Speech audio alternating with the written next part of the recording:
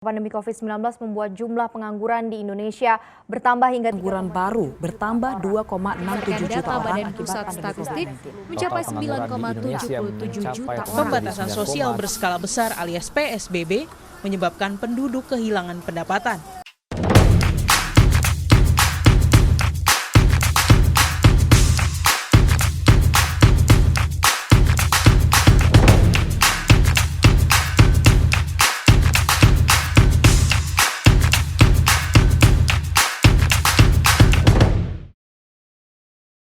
Halo Sobat Diet Pintar, teman-teman tahu nggak sih kalau pandemi COVID-19 ini secara nggak langsung berpengaruh loh terhadap jumlah pengangguran yang ada di Indonesia?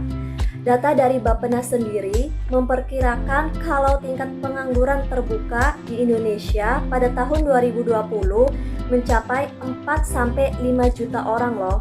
Nah, BPS sendiri memperkirakan jumlah pengangguran di tahun 2021 ini diprediksi mencapai 10-12 juta orang loh.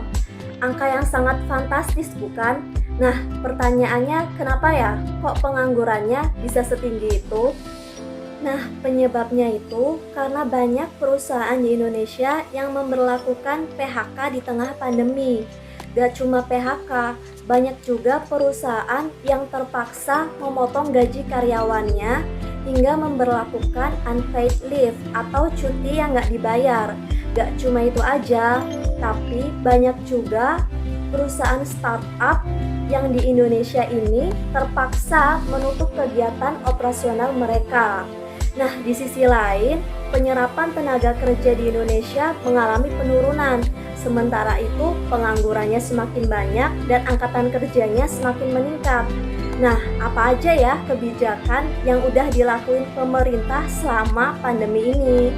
Langkah pertama yang dilakukan pemerintah Indonesia untuk mengatasi permasalahan pengangguran di tengah pandemi ini adalah dengan meluncurkan stimulus fiskal.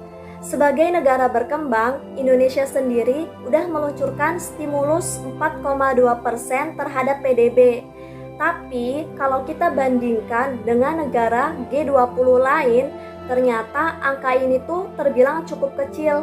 Misalnya, negara Jerman yang udah mengalokasikan 24,8% terhadap PDB-nya, dan ada Amerika yang mengalokasikan 13,6% dan juga Tiongkok 6,2%.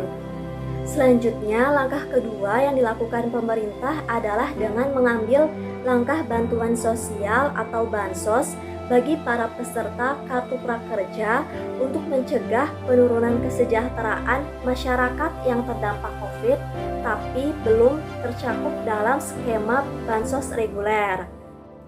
Menurut hasil dari penelitian Semeru Research Institute pada Juli 2020 menemukan bahwa peserta program Kartu Prakerja ini ternyata sudah sesuai atau sudah tepat sasaran dengan sasaran bansos itu sendiri. Nah, tapi ada juga nih ternyata peserta yang nggak membutuhkan pelatihan tetapi mereka terdampak COVID-19. Nah, penemuan lainnya juga menyatakan kalau mayoritas para peserta tidak memilih pelatihan secara seksama karena mereka ini nggak tahu jenjang karir ke depannya itu mau ngapain. Nah, selain itu, adanya keterbatasan kuota internet, tingkat literasi digital yang rendah juga menjadi penyebab pelatihan prakerja ini menjadi nggak optimal. Oke, sekarang kita lanjut ke kebijakan yang berikutnya. Nah, saat ini pemerintah juga mengandalkan subsidi buat nanganin krisis pandemi di bidang ketenagakerjaan.